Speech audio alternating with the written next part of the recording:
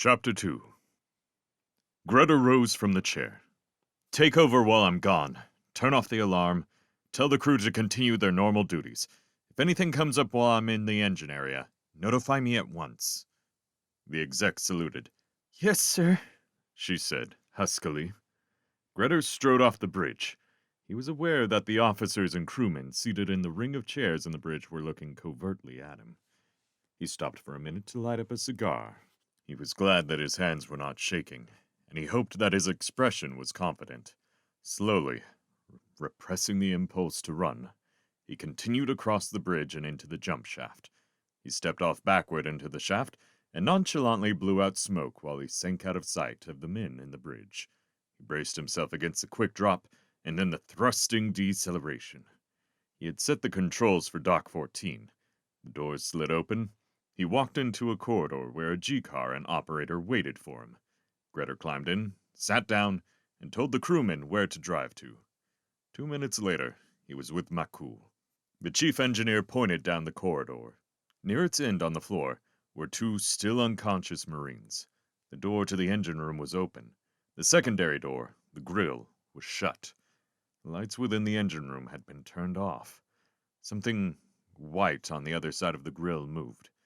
It was Donna Wellington's face, visible through the helmet. We can't keep this acceleration up, Greta said. We're already going far faster than even unmanned experimental ships have been allowed to go. There are all sorts of theories about what might happen to a ship at these speeds. All bad.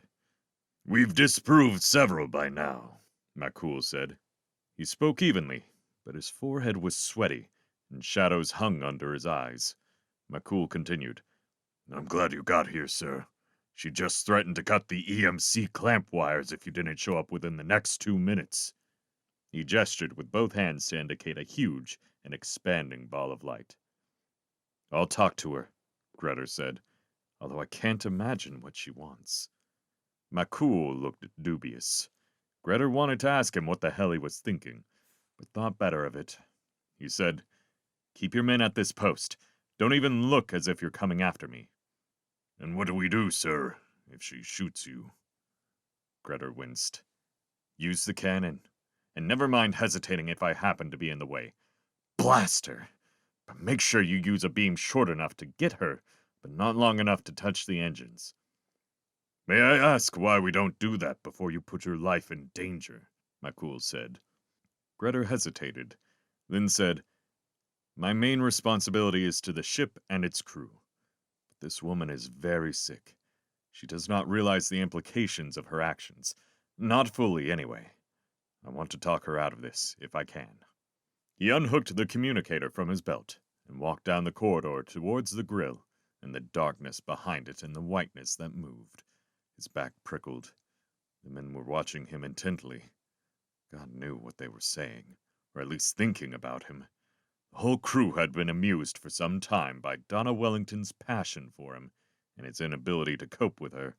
They had said she was mad about him, not realizing that she really was mad. They had laughed, but they were not laughing now. Even so, knowing that she was truly insane, some of them must be blaming him for this danger. Undoubtedly, they were thinking that if he had handled her differently, they would not now be so close to death. He stopped just one step short of the grill. Now he could see Wellington's face, a checkerboard of blacks and whites. He waited for her to speak first. A full minute passed. Then she said, Robert. The voice, normally low-pitched and pleasant, was now thin and strained. Not Robert. Eric, he said into the communicator. Captain Eric Greta, Mrs. Wellington. There was a silence. She moved closer to the grill. Light struck one eye, which gleamed bluely. Why do you hate me so, Robert? She said plaintively. You used to love me. What did I do to make you turn against me? I am not your husband, Greta said. Look at me. Can't you see that I am not Robert Wellington?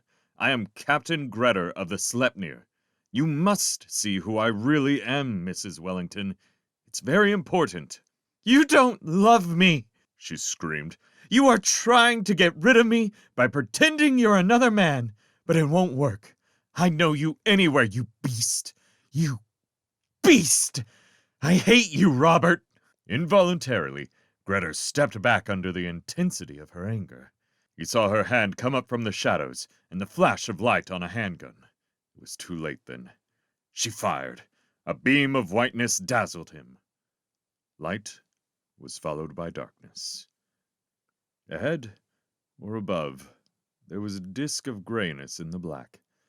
Greta traveled slowly and spasmodically towards it, as if he had been swallowed by a whale, but was being ejected towards the open mouth, the muscles of the leviathan's throat working him outwards.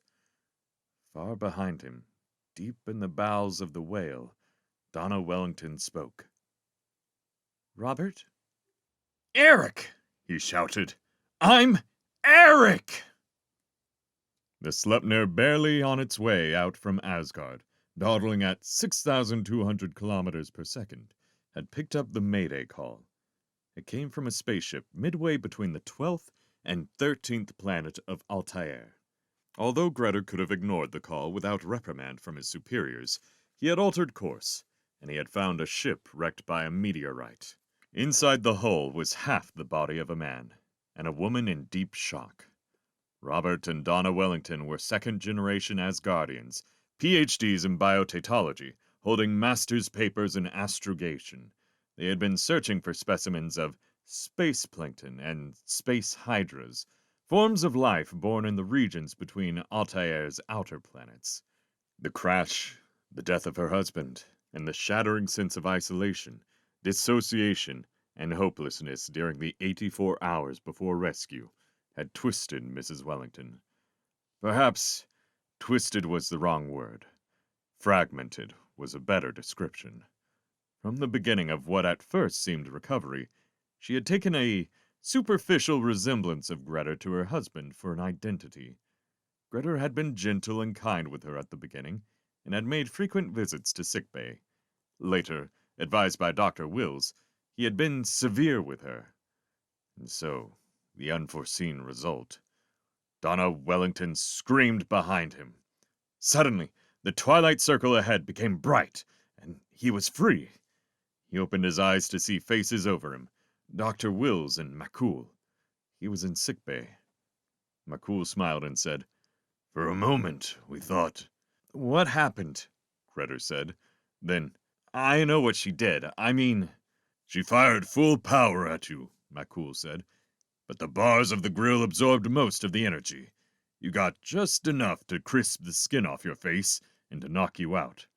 Good thing you closed your eyes in time." Greta sat up. He felt his face. It was covered with a greasy ointment, pain-deadening and skin-growing resec. "I got a hell of a headache." Dr. Wills said, It'll be gone in a minute. "What's the situation?" Greta said. "How'd you get me away from her?" Makul said, "I had to do it, Captain. Otherwise she'd have taken another shot at you.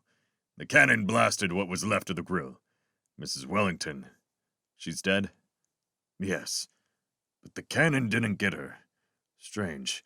She took her suit off, stripped to the skin, then she went out through the airlock in the engine room. Naked. As if she meant to be the bride of death. We almost got caught in the outrush of air, since she fixed the controls so that the inner port remained open. It was close, but we got the port shut in time." Greta said, Never mind. Any damage to the engine room?" "No. And the wires are reconnected for normal operation. Only—" "Only what?" Makul's face was so long, he looked like a frightened bloodhound. "Just before I reconnected the wires, a funny, peculiar thing happened. The whole ship, and everything inside the ship, went through a sort of distortion. Wavy, as if we'd all become wax and were dripping. Or flags flapping in a wind. The bridge reports that the fore of the ship seemed to expand like a balloon, then became ripply and the entire effect passed through the ship. We all got nauseated while the waviness lasted." There was silence, but their expressions indicated that there was more to be said. "Well?" Makul and Wills looked at each other. Makul swallowed and said, "Captain, we don't know where in hell we are,